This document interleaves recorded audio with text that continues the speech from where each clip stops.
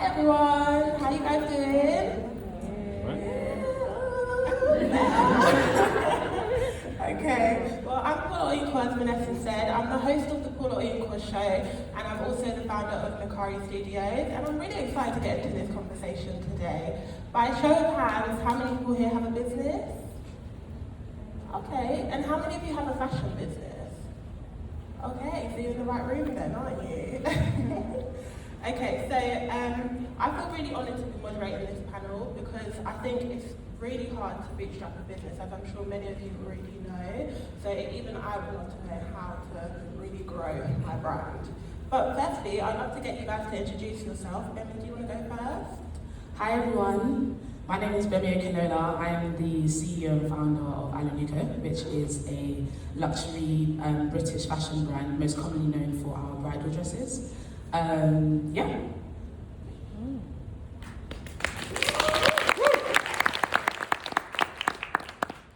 So, my name is Emile Vidal Carr. I am a primarily womenswear designer. I've been in the fashion industry for 23 years now. I've worked for a number of high-end labels as well as running my own. And a lot of what I do circles around empowering the next generation, equipping them with the skills to, I guess, plug the potential shortage of skills gap in technical making in the UK.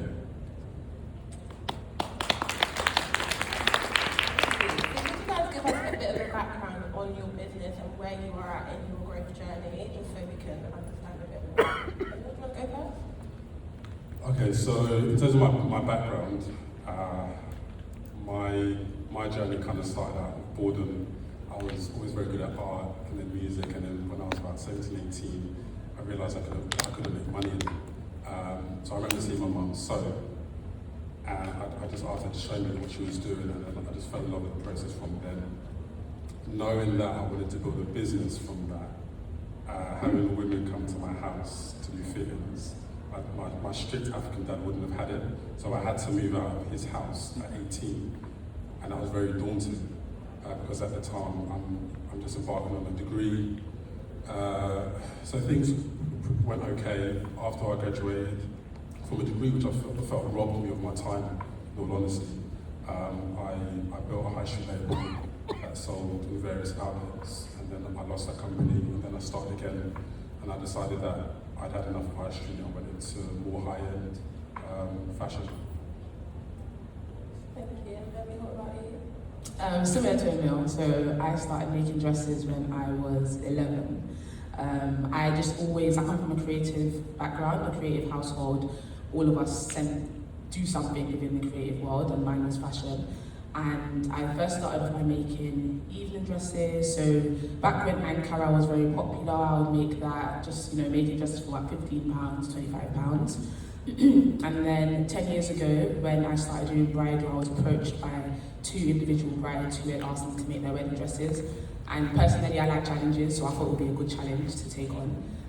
Did that, and for me it was a combination of doing something that I love and I'm passionate about, paired with the fact that I was contributing to a very important day in a woman's life, which was very fulfilling for me. So from that point, I began to organically grow the business, to continue making wedding dresses, branching into evening wear, etc., and most recently expanding in the US. Yes, thank you. And I feel like that's still a very humble delivery of what it is that you guys have achieved. And I don't know what it is about founders, but they're always very, oh yeah, I've done this and that, but actually I've got the facts here. And I'm going to them as well. So Gbemi, you started Alanuko at just 17 years old, and you're now running a team of 20 with revenues over £1 million from Bootstrap.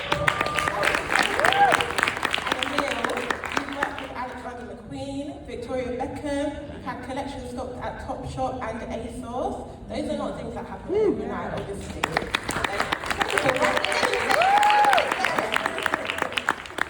Obviously, that doesn't happen overnight. So what were some of the key moments along the way that made you realise it was time to operate at a different level and that you needed to scale? Emily, do you want to go first? So for me, one of the key areas was definitely when we began expanding into the US. So we do bridal luxury, so price points are what many might consider quite high. So for us, it was really about understanding our customer and understanding where our customer base was. So we started seeing quite a lot of interest coming from the States, but obviously we're based here. So it was like, okay, how do we capture that audience whilst we're still based here? It's not so easy to just literally migrate, move to another country. So we started doing trunk shows in America, and we saw that there was a lot of demand, and not only was there demand, but there was conversion. So anytime we travel to America for trunk shows, we would be operating with about 70% conversions, which in fashion is really good, especially for our price point. And then I think a turning point for us was when we made Danielle Brooks' wedding dress. So for those of you who are not familiar with who that is, if you've ever watched Orange is the New Black, she's the character that plays, she's the person that plays the character Tasty. And she's a plus-size, dark-skinned woman. So when she approached us, it wasn't like a collab or anything like that. She approached us to buy her dress and fly me out there to be at her wedding, etc. But more importantly, the style she had chosen had the illusion bodice on the top, which, if you're familiar with my brand, is one of the things that we're very well known for. And she was featured in Vogue and front cover, etc. So it was a moment where Black women around the world, women who are normal, like, you know, not the typical size 2 model that you see on the front cover of Vogue. So it really captured a huge audience, and it was something that a lot of people were able to resonate with, because it was just a normal woman, but she's obviously a celebrity as well. And then on top of that, she was based in America. So for us, it was like we were at a point where we had seen an opportunity in America, but we weren't quite sure how we were going to penetrate that market. And her booking and her wedding came at that perfect time. So I'm someone who, when an opportunity comes, I'm all over it. So as soon as we did her wedding, I was like, all the inquiries that are coming through, just tell them we're coming to America. I don't know when yet, but just tell them we're coming this year. And then one of the big moves that we did was we did our first major trunk show, which is where we were in America for 3 weeks. This was about 3 years ago. We visited New York, Houston, and Atlanta, and we literally saw like 100 brides in that time. Traveling, this was completely independent. It wasn't partnered with any other store or anything like that, because it was a time where I wanted to see how strong is our brand and how strong is our reach. And it was very successful. And since then, we've been, increasing the amount of trunk shows we do every year and just working on that expansion into the States. But I would say that was one of the turning points for us, because it's a market that is very much wants and loves our brand. And obviously, if anyone knows about the numbers in the US in comparison to here, it's just like the opportunities are endless. Thank you. And Emile, what about you?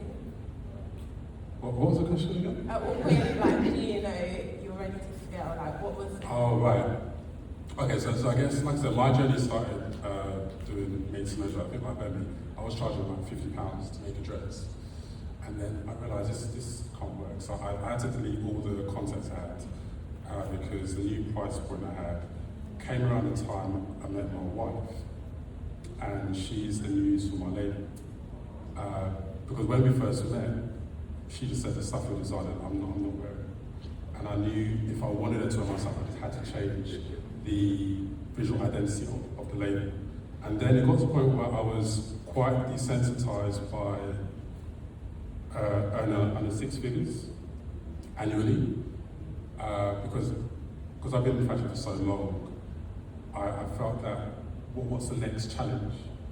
So that's when I decided to build a factory around the business. So over the years, bought the machinery, trained staff, which hasn't been easy. So I've lost a lot of money in adopting that strategy for a longer term win. And the turnaround for me, I mean, over the years, I've done products for Novikov Restaurant. I just did Ferrari this year, Ferrari and Sugars League, I did uniforms for their campaign. So my kind of goal is corporate clients, because that's, for me, how I would get a bigger win for my label. The long-term goal is to design uniforms for BA, in the same way that Oswald Boateng has done, the same way that Vivian Westwood has done with Virgin. So that would be the ultimate goal. I love that. But do you know what? I'm not sure where everyone's at in their business here, but I would love to know more about actually how you got from the point of bootstrapping to being ready to grow. So what was that process in between? Like, how did you even get to a place where people were buying your products? So I would say the good thing about my business and how it started was I didn't start with stock. It wasn't a thing where I was, designing dresses, mass producing them, and then trying to ship the stock. It started by made to order, so making one dress and selling it. So the benefit of that is the dress production begins once someone has paid a deposit. So you're never actually at a loss. You're always, I'm using your money to start making a dress, and then you pay me your balance. So that was always good. Obviously, it gets to a point where you need to scale. You need more seamstresses, you need customer service, you need the whole team, right? And then for me, I'm very big on slow growth, unless of course you have a massive cash injection that will keep you afloat. So the benefit on my side is I started young, I was still living at home. So though I guess the sort of stress that some people might have when it's like, it would be great to do this, but I have responsibilities. I didn't have that level of responsibility. So technically, I could run the risk of just putting all my money into my business. If it failed, I'm still going home to sleep at night. So that's kind of how I approached it starting. And then at the different points, as I mentioned before, where I saw that this is an opportunity, take advantage of it. I guess one of the things is you really have to believe in yourself.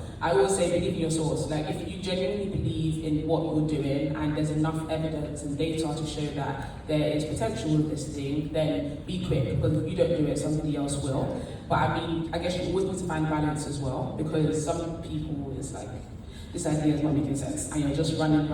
But I think for me, fashion, it's not a new-found phenomenon, it's something that has been happening, and there's money that can be made here.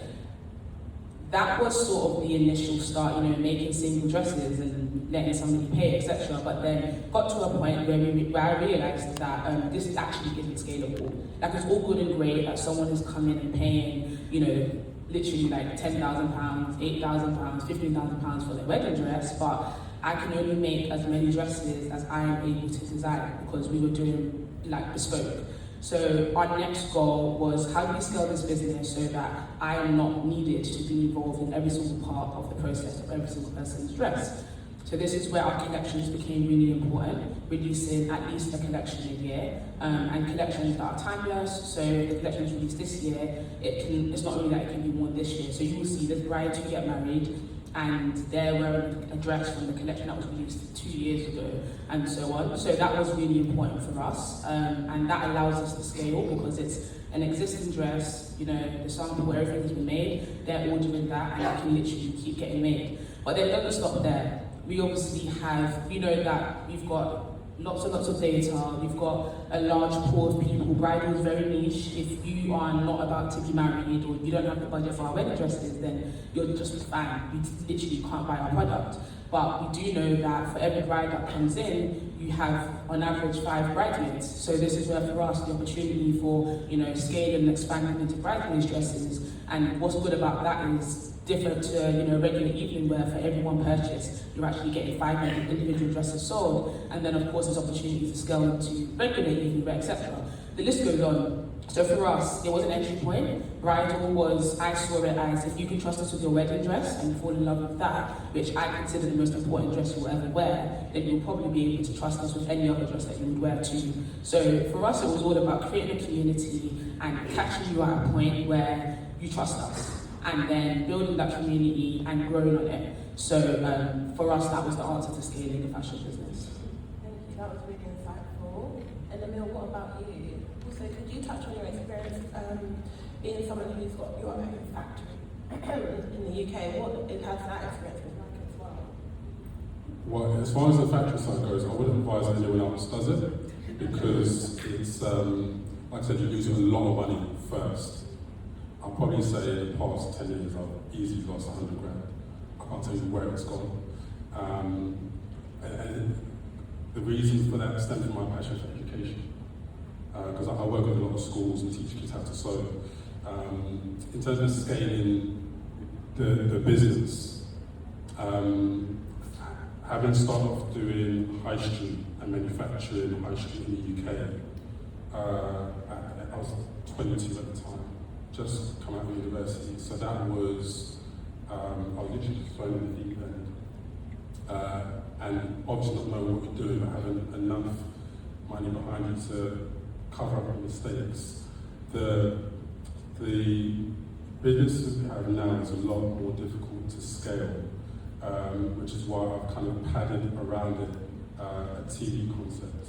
So we shot a pilot for a TV program which trying to reach Netflix, which if we get a contract, that would be for a season, and that would dwarf what we earn as a business, but it would prop up financially.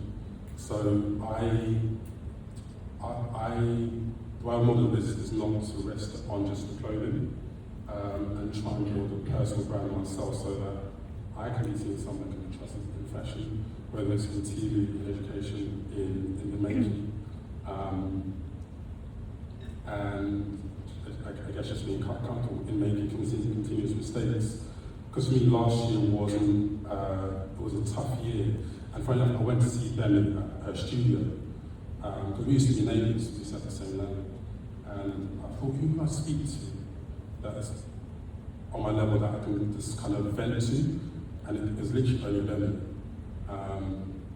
Because you need someone that is on your level that you can kind of speak to in confidence, and also they're telling you stuff from a point of view of understanding. And that's part of scaling your business, because I don't think that you can just kind of go through it just doing what you want.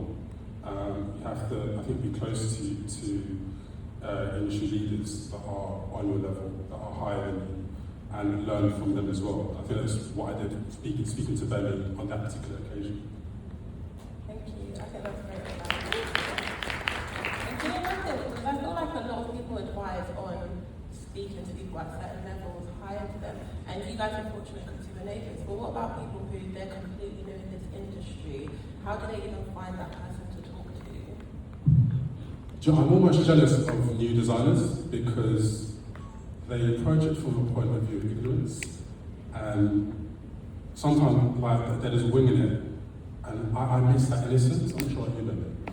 Like, because everything I do now has to revolve around money, and it kind of ruins it. I was watching the Victoria Beckham documentary the other day, and having worked for her in a balance studio at the time, I've got an understanding of the business world from an internal point of view. And she's got all the money in the world. So if she's finding it tough having David Beckham propping up her business, her husband, then I'm going to find it tough. I have to enjoy the difficulty. If I don't enjoy the difficulty, then it's the wrong business for me to be in. So I'm fortunate that I've maintained my love for the fashion business.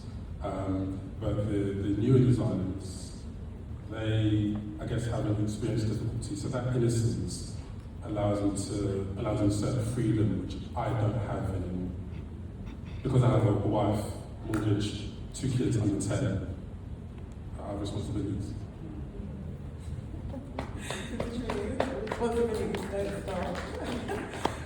So when scaling your production, how do you maintain consistency? What kind of systems have you had to put in place as you've scaled your business? So this is something that for me is probably the reason why it's taken us like 10 years before we started doing any sort of outsourcing. So I was very big on like the quality has to be like this, and we are not changing the stitch from that or the hem from this to that. It has to be this fabric. I'm not compromising this fabric. We're only using these embroiderers. Like I'm in life in general, I'm very particular. So I was always going to be particular in my business anyways. But that's partly the reason why I did not have the mindset of, okay, do this for 1 year or 2 years and then, run to a factory in China. There's nothing wrong with factories in China, so long as you find the right one. But it literally took us 4 years to find the right one. And that's with contracting the sourcers, going there many times and just really sampling and making sure that you've done the teething process, etc. So for me, it was, okay, it might take a little longer to find the right partners to work with, but if that means that my business, my brand can last forever, I would rather that than rush into bad quality and then now, word in the street is that, yeah, the dresses are crap, because that's, I think, for me in fashion, that's one thing that when you get labelled as that, it's the hardest thing to come back from. Not that your customer service should be bad or there should be complaints in any other area, but things can be fixed. Once your clothing gets labelled as bad quality, especially if you're claiming to be a luxury brand, it's going to be difficult for you to sort of reclaim that reputation. So so overall it was everything in-house. I've got, like I said, a team of over 20. My seamstresses are based in London. It does mean that costs are high, but it also means that we have full control and autonomy over the entire production process, from pattern cutting through to quality control, fulfillment, stitching, etc. And then only once we managed to perfect that, did we then say, okay, cool, at this point, now we can begin the outsourcing process. Yeah. And then what about you?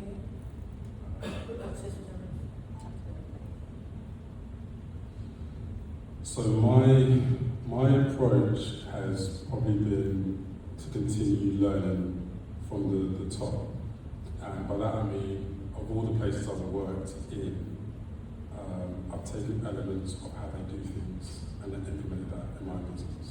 So even though I run a business now, last year I was doing consultancy work for Moncler.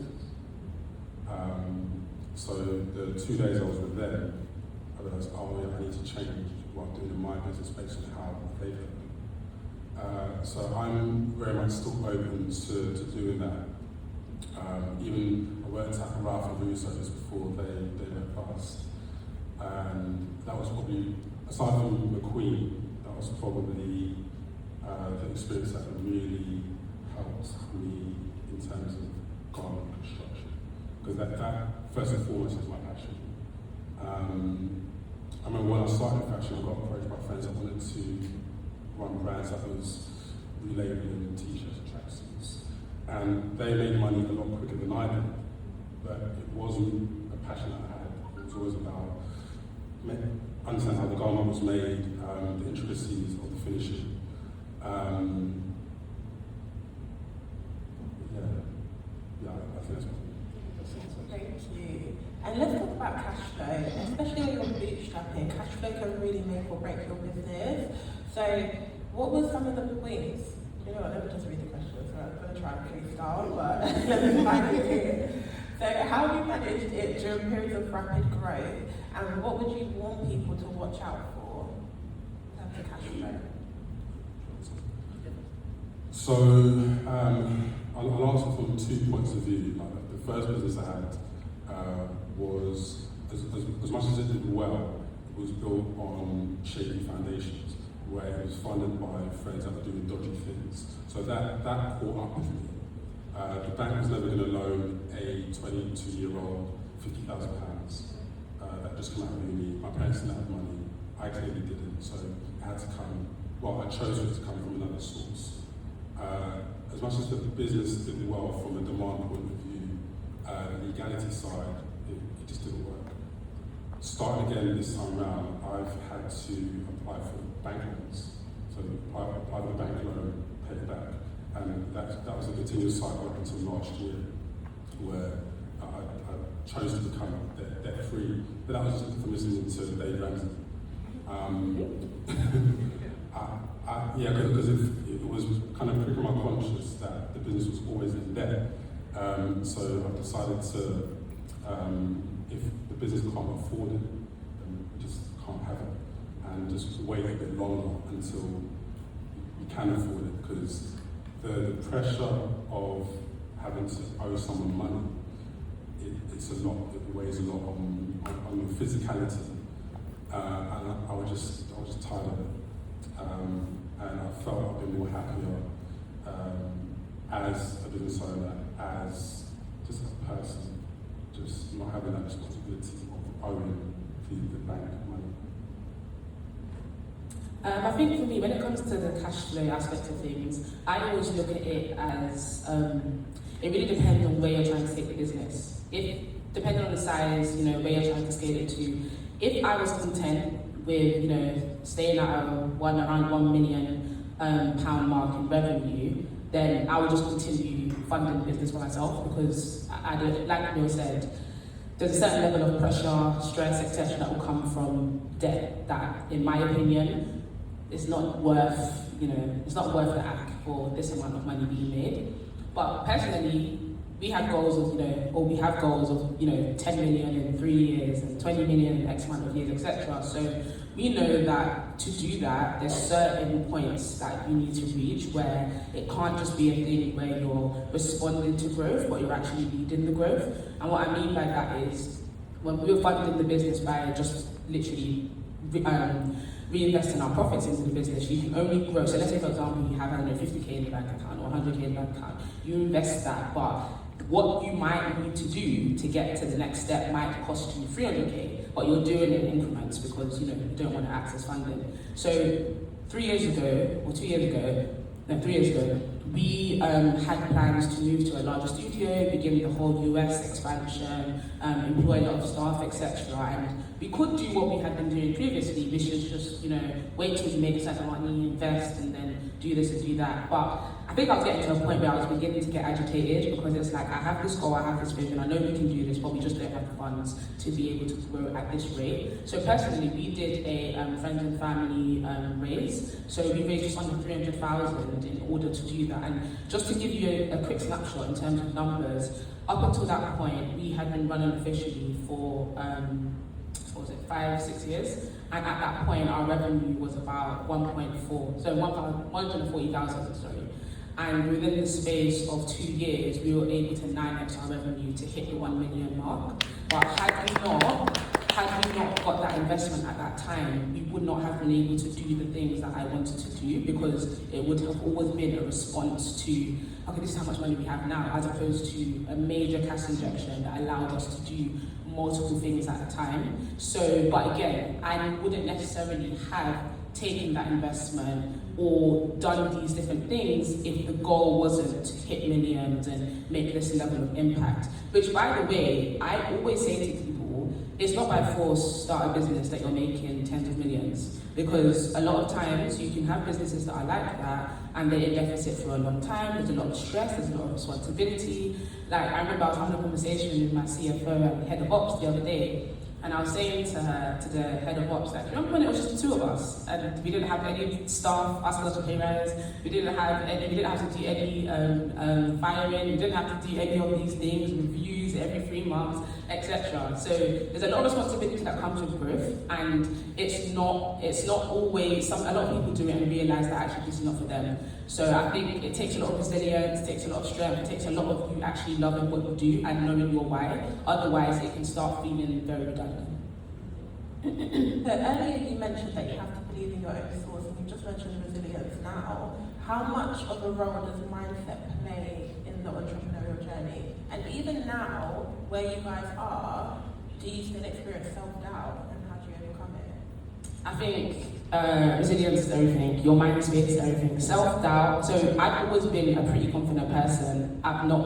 Self-doubt is not really something that I deal with. A lot of this comes from the way I was brought up. So my mum is like super confident. You can't tell her anything. She believes in herself, and that's just it. And I guess I've taken a lot of traits from her, but then I guess I've also taken traits from my dad, where he's a realist. He's very logical. He's very much like, this is real life, this is a dream. So the two combined, I guess, has contributed to how I am and how I've been in business. But the reason why your mindset and just believing in yourself is so important is, number one, there's just always going to be a lot of competition around you. And oftentimes it's easy to see, somebody started their business yesterday and they're saying that in 3 months' time they've hit 1 million and they've done this and they've done that and then they've done this, and you're like, okay, I've been here for 10 years. How did this happen, So you can end up in a cycle where you begin to question all the things that you once thought was amazing, because it's like things are not moving at the pace that you want it to. But I think sometimes it's good to have a reality check, because you do need to pivot sometimes, but there's so many voices you're going to hear. You're going to hear people who have never done what you're doing, telling you how to do what you're doing, and speaking to you with so much confidence that you can almost believe them. You're going to get people who are going to tell you that this doesn't make any sense, there's no profit in this. You're going to hear so many things, and I've been doing this for 10 plus years now, so I've heard so many different things. Sometimes what you're being told, you do need to take heed and adapt and apply it, and other times you need to really look at, your experience. You've been doing this, it's worked in a particular way, or it hasn't worked in a particular way. What do you need to take from that? But ultimately, if your mind is fragile or you're just easily swayed, you will find yourself jumping from so many different things and not actually landing in any one place, and then that can also be very disastrous. So I was born in Sierra Leone. Came in when I was about 3 years old. So I've never had an issue with identity, my identity, which I think is where an issue of confidence most times stems from. I've always been proud of the African boy that I grew up, that I was, and the man I grew up to be. I think because the way I make decisions in life is I'll make them quickly, but they're big decisions. I don't need to ponder on stuff for a long time, which works for me. So I think I have confidence in the decisions that I make. I think the longer I spend on a decision, the more reason it is for me to back out of it, because I feel things in my gut. And I've got this mantra where even if I make a mistake, I'd rather it's a mistake because of me than because it's you. Because woe betide you if I've listened to your advice and it's gone wrong, then that's when the blame game comes in. So it can be described as ignorant. I do my best not to listen to 90% of the stuff that I'm being told. And it's only when I seek advice, like going to someone like Gbemi, or because I've been mentored by Karen Millen, I've been mentored by Steve Hewitt, the former CEO of Gymshark. So I have people around me that know what they're doing, that when I need advice, I'll go and seek it. So aside from that, I'm just very confident in my decisions, and because over the years I've seen the results of my decision making, I'm able to read the situation well enough to know that it's the right direction for me and the business. Thank you. And on your journey scaling your businesses, what's one challenge that you faced? Just one challenge, and how did you overcome that? Many. Choose the hardest challenge.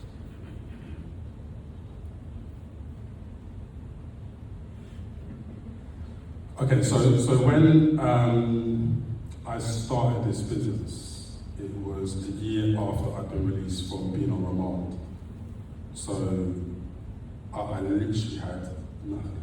I just about had the deposit for the studio space. So I was thinking at the time, how am I going to pay £250 a month for rent? But then God literally covered me at that period, and always has done. And then the month after I moved into my studio space, I met my wife. And those two things coincided with each other. Was just a signal to me that I was going in the right direction in such a challenging time. Because I was very honest with my wife about where I came from, what my history was, and she accepted my history. So any challenges I was going to face, I'd face with her.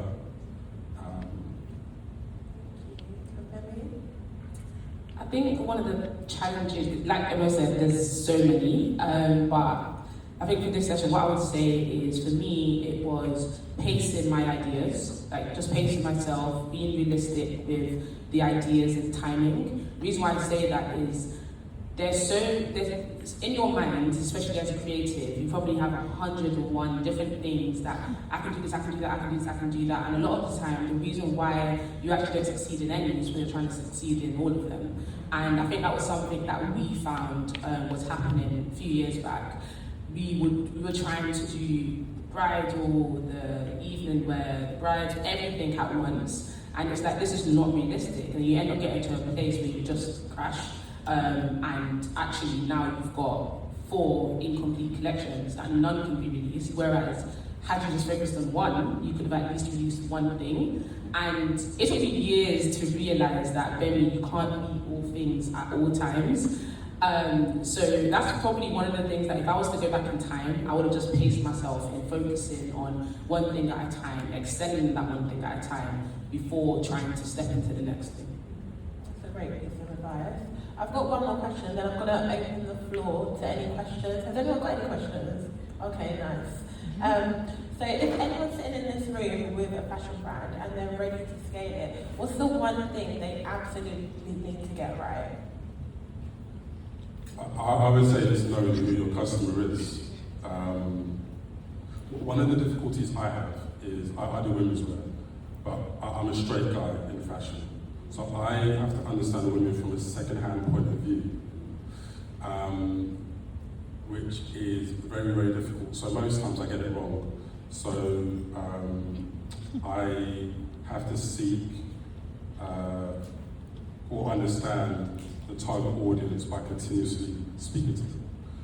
There was a point where I was selling stuff.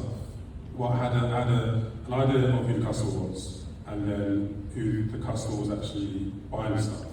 And they were poles apart. And that only happened, well, I only realised that when we had a focus group and I met the customer. And then I decided, do I change the kind of brand narrative to target the person I wanted to target, or just carry on going because this person is spending money with me? So knowing your customer is paramount. Emile said exactly, I was going to say KYC, know your customer. And I think sometimes in business, there's a difference between who you want your customer to be and who your customer is. And, you know, if you want your customer to be a particular group of people, you can definitely align your business to reach that audience. But if we're talking about scaling right now, then my understanding is that you've already started doing something and now it's about taking it from A to B, C, etc. So it's really about, you know, sometimes you can, if you look at how your business is going, you're trying to identify, how do I grow, how do I scale? Oftentimes people put it down to like 1 or 2 things. Oh, the price point isn't right, or the style isn't right. A lot of times both things could be right, but the problem is you're not listening to the specific things that your clients are asking for. So for us, for example, there was a point, we had released 2 collections.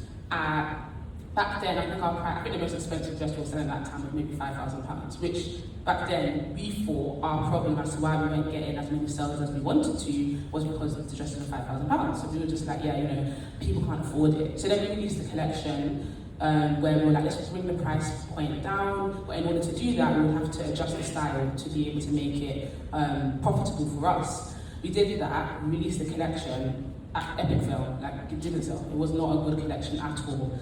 So then we were like, okay, well, what do they want then? Like, we've made the dresses less, I don't get it. Next collection, we were like, okay, you know, we identify the styles that they like, etc. But then we also were like, in order for us to do this, the price is going to have to go up because the cost of production is a lot more. But then when we did that, we realized this is when our sales skyrocketed. So we were like, that's interesting. So the issue here wasn't actually the price, because at this point, the dresses were now significantly more than the 5K mark that we were doing before.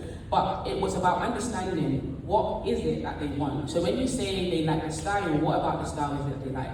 Do they like the internal corsets? Do they like the really long trains? Do they like the bling? Do they like the Mikado? Understanding that, and then, okay, if they are happy to pay a certain price, what are they happy to pay for with that price versus what are they not happy to pay for with that price? So for us, data is really important. We spend a lot of money on gathering data on our clients, so that's from the point of entry. So from when you land on our Instagram page, our website, etc., we make sure that we're getting enough information about what it is a client wants before they've even made it to a consultation. So when it comes to retargeting, when it comes to upselling, etc., we've got enough information about you and what you want, so that when we release our next collection, we are literally creating it around what people have told us they want without even knowing they've told us they want that. Thank you so much. That was amazing. I think we've got time for one question. Yeah, right at the back there. Hi. Out the whole week, this is the panel that I was most excited to see and hear, so thank you so much for dropping these gems. My name's Lois, I'm the co-founder of the Dress Archives, and we aim to revolutionise bridal fashion by giving brides the choice to rent luxury wedding dresses, and not just the ceremony dresses, but civil ceremony dresses and reception gowns. I have two questions, one for Emile, one for Gbemi. Emile, what are the most important aspects to consider when bringing a new and potentially controversial model or product to the market? And for Gbemi, I had a question, but then just based on what you just said now, I think I want to change it. You said you spent a lot of money on this. How do you do the market research that you've been doing? Who are the people you're going to? Who are the suppliers you're connecting with? Did you say your name is Louise? Lois, yeah. Lois. Yeah. So the question is, what strategy would I implement in terms of niching a range that's controversial? Potentially controversial and maybe new and not been done before. I would say research, because it's likely to cost you a lot of money if it goes wrong. And it's researching whether or not you can cushion the blow if it does go wrong. And it may be worth consulting a PR agency, because then you'll get advice from an outside perspective, from a media point of view, to kind of advise you on if it's the right idea, if it's executed. These are going to be the eventualities, and then you can make a decision whether or not it's going to be right for the label. Just want to confirm, your question was regarding how do we research for the data? Yeah, so you said you spent a lot of money on gathering the data, and I get the flow and how it works, but practically, how do you do it? So we use platforms. So for example, there's a platform called Databox, which is one of the early ones that we used. So the way these work, it connects with CRM systems and different platforms such as Mondays, the different platforms that you might use as a business, but it helps to create flows to make sure that you're asking the right questions to your customer at the right point. So of course you can do focus groups, etc., which is also very helpful, but you're not going to be able to get, like if for example we receive 1,000 inquiries a month, we're not going to be able to get 1,000 people in the room every month. So, but what we are going to get is the point that you've started filling out an inquiry form, you've made a decision to come and fill out this form. So now that we've got you here, we've done maybe 80% of the work. The remaining 20% is to ensure that the questions that we're asking for you to fill out help us to be able to know what it is that we need to know to run our business successfully. So it's really about, a lot of it will be tweaking. So what you might start off by asking, you might want to know a particular thing. So quick example, when we started expanding into America, something very small, we used to ask them what state they're in. America's a very big place. So we were doing this because we were like, this would help us to understand where we need to go in America. But that doesn't tell us what city to go to. So now we're going to states, and then we're picking a particular city in a state, assuming that this is the best location, but then they're like, that's too far for me to travel. And then we're like, oh, okay. So even little things like that, or price points, we initially used to have your target price point, we used to have it in brackets of 5,000. That doesn't help. Somebody who's happy to spend 2K is not necessarily happy to spend 5K. So it was about making those brackets significantly smaller so that we can be very clear where we were able to learn that the sweet spot for our brides is 6K. They're happy, most majority of our brides are happy to spend that amount. So it's about asking the right questions at the right point to ensure that we gather the right data to be able to make the best decisions for the growth of your business. Thank you. That's all the time we have, guys, unfortunately. But I think you guys are going to be around at the end for a little bit, so if you've got any questions you can ask. Can we give it a round of